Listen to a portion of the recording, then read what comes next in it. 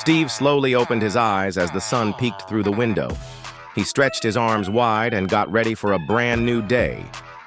He stepped outside, feeling the warm sun on his face. The world looked peaceful.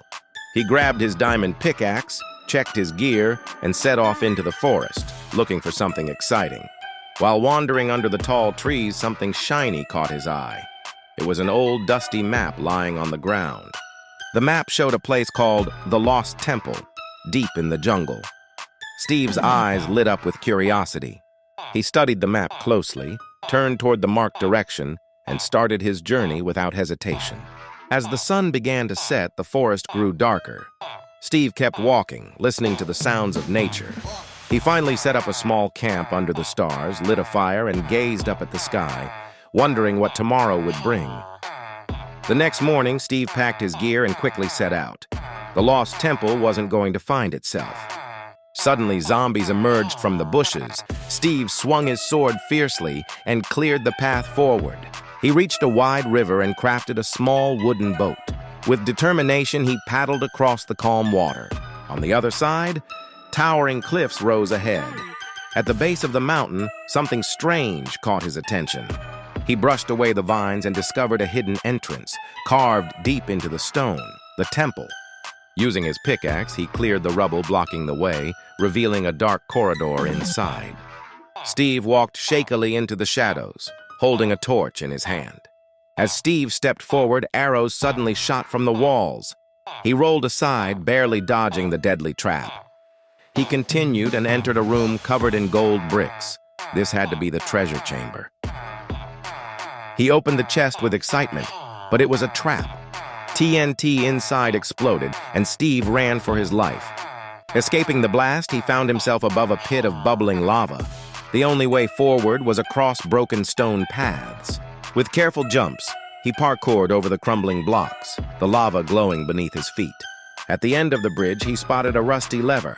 Without hesitation, he pulled it and heard a rumble. A secret staircase opened beneath a wall. Steve lit another torch and climbed down slowly into the unknown. At the bottom was a treasure room unlike any other.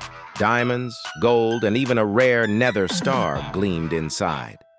Steve looked around, but the temple's entrance had collapsed. He was trapped inside with no way out.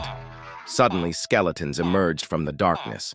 Steve fought them off with his sword, heart racing. He spotted a narrow window high on the wall. With all his strength, he climbed up and jumped out just in time. Landing in the jungle, Steve held the treasure chest tightly and ran through the thick trees. He stopped at a clearing, breathless. He had made it out alive, and the treasure was still safe.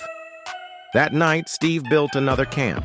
He placed the loot carefully into a chest and smiled at his success. Just as he turned around, a creeper snuck up behind him. Boom! The explosion shook the whole camp. Steve flew backward but survived. He stood up, laughing to himself, "Next time, I'm going to the Nether." At sunrise, Steve began walking home, the treasure safely packed. Birds chirped as he followed the path to his village. As he entered the village, curious villagers gathered around, staring in awe at the glowing chest he carried. Steve placed the loot in the center of the village, and everyone cheered. He had brought honor and riches to them all. That night, fireworks lit the sky. The villagers danced and celebrated Steve's amazing adventure.